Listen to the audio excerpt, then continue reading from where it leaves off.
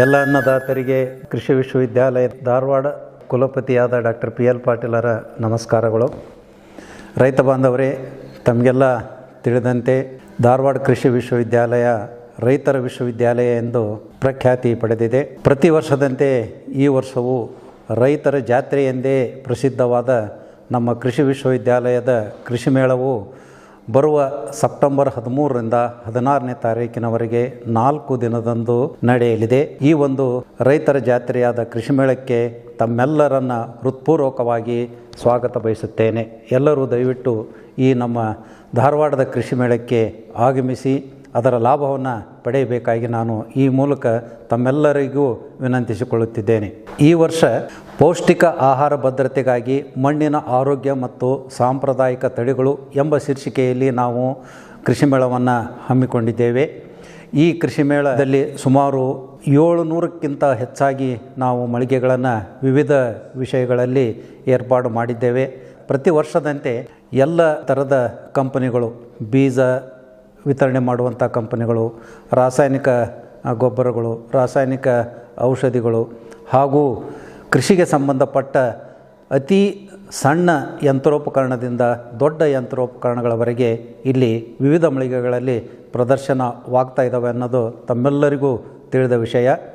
ಇದರ ಜೊತೆಗೆ ನಮ್ಮ ಕೃಷಿ ವಿಶ್ವವಿದ್ಯಾಲಯದ ವ್ಯಾಪ್ತಿಯಲ್ಲಿ ಬರುವಂಥ 7 ಜಿಲ್ಲೆಗಳಲ್ಲಿ ಇರುವ ಎಲ್ಲ 26 ಕೃಷಿ ಸಂಶೋಧನಾ ಕೇಂದ್ರಗಳ ಫಲಿತಾಂಶ ಮತ್ತು ಎಲ್ಲ 26 ಅಖಿಲ ಭಾರತ ಸಮನ್ವಯ ಸಂಶೋಧನಾ ಕೇಂದ್ರಗಳ ವಿವಿಧ ಬೆಳೆಗಳಲ್ಲಿ ನಡೆಯುತ್ತಿರುವಂಥ ಸಂಶೋಧನೆಗಳ ಫಲಿತಾಂಶವನ್ನು ಕೂಡ ನಾವು ರೈತರ ಜ್ಞಾನಾಭಿವೃದ್ಧಿ ಕೇಂದ್ರದಲ್ಲಿ ಏರ್ಪಾಡು ಮಾಡಿದ್ದೇವೆ.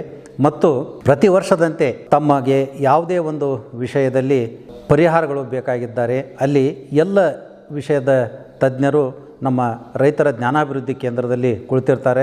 ಅವರನ್ನು ಸಂಪರ್ಕಿಸಿ ಕೂಲಂಕುಷವಾಗಿ ತಮ್ಮ ಮುಂಗಾರು ಹಂಗಾಮಿನಲ್ಲಿ ಬರುವಂಥ ಬೆಳೆಗಳ ವಿಷಯಗಳಲ್ಲಾಗಲಿ ಅಥವಾ ಹಿಂಗಾರು ಹಂಗಾಮದಲ್ಲಿ ಬರುವಂಥ ವಿಷಯಗಳ ಬಗ್ಗೆ ತಾವು ಕೂಲಂಕುಷವಾಗಿ ಚರ್ಚೆ ಮಾಡಿ ಪರಿಹಾರವನ್ನು ಕಂಡುಕೊಳ್ಬೇಕಂತ ನಾನು ಈ ಮೂಲಕ ವಿನಂತಿ ಮಾಡಿಕೊಳ್ತೀನಿ.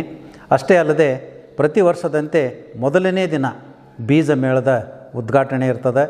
ಉದ್ಘಾಟನೆ ನಂತರ ತಮಗೆ ಹಿಂಗಾರು ಹಂಗಾಮದಲ್ಲಿ ಬೀಜೋತ್ಪಾದನೆ ಮಾಡಲಿಕ್ಕೆ ಜೋಳ ಇರ್ಬೋದು, ಗೋಧಿ ಇರ್ಬೋದು, ಕಡಲೆ ಇರ್ಬೋದು, ಕುಸುಬೆ ಇರ್ಬೋದು, ಹೀಗೆ ಹಿಂಗಾರು ಬೆಳೆಗಳ ಎಲ್ಲ ಬೆಳೆಗಳಲ್ಲಿ ಬೀಜೋತ್ಪಾದನೆ ಮಾಡಲಿಕ್ಕೆ ನಾವು ಬೀಜವನ್ನು ವಿತರಣೆ ಮಾಡ್ತೇವೆ. ಮತ್ತು ವಾಣಿಜ್ಯ ಬೆಳೆಗಳನ್ನಾಗಿ ಬೆಳೆಯಲಿಕ್ಕೂ ಕೂಡ ಮತ್ತು ಹಿಂಗಾರಿ ಬೆಳೆಗಳಲ್ಲಿ ತಾವು ಉತ್ಪಾದನೆ ಮಾಡಲಿಕ್ಕೆ ಕೂಡ ನಾವು ಬೀಜಗಳನ್ನು ವಿತರಣೆ ಮಾಡ್ತೇವೆ. ಈ ಒಂದು ಸದಾವಕಾಶಗಳನ್ನು ಎಲ್ಲ ರೈತ ಬಾಂಧವರು ಉಪಯೋಗಿಸಬೇಕು ಅಂತ ನಾನು ಕೇಳ್ಕೊಳ್ತೀನಿ.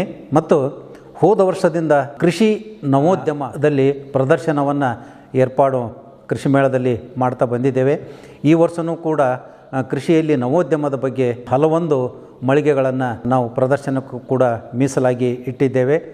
ಆದ್ದರಿಂದ ಕೃಷಿ ನವೋದ್ಯಮದಲ್ಲಿ ತೊಡಗಿದಂಥ ಯುವಕರು ಮತ್ತು ಅದರಲ್ಲಿ ಸಾಧನೆಯನ್ನು ತೋರಿಸಿಕೊಂಡಂಥ ಎಲ್ಲ ಯುವಕರು ಮತ್ತು ವಾಣಿಜ್ಯದಾರರು ಆ ಒಂದು ಸದಾವಕಾಶವನ್ನು ಪಡೆದುಕೊಂಡು ಕೃಷಿಯಲ್ಲಿ ನವೋದ್ಯಮದ ಬಗ್ಗೆ ತಮ್ಮ ಪ್ರದರ್ಶನವನ್ನು ಏರ್ಪಾಡು ಮಾಡಿಕೊಳ್ಳಿಕ್ಕೆ ಅವಕಾಶ ಇದೆ. ಈ ಒಂದು ಅವಕಾಶವನ್ನು ತಾವು ಪಡೆದುಕೊಳ್ಬೇಕು ಅಂತ ನಾನು ಈ ಮೂಲಕ ಕೇಳ್ಕೊಳ್ತೀನಿ.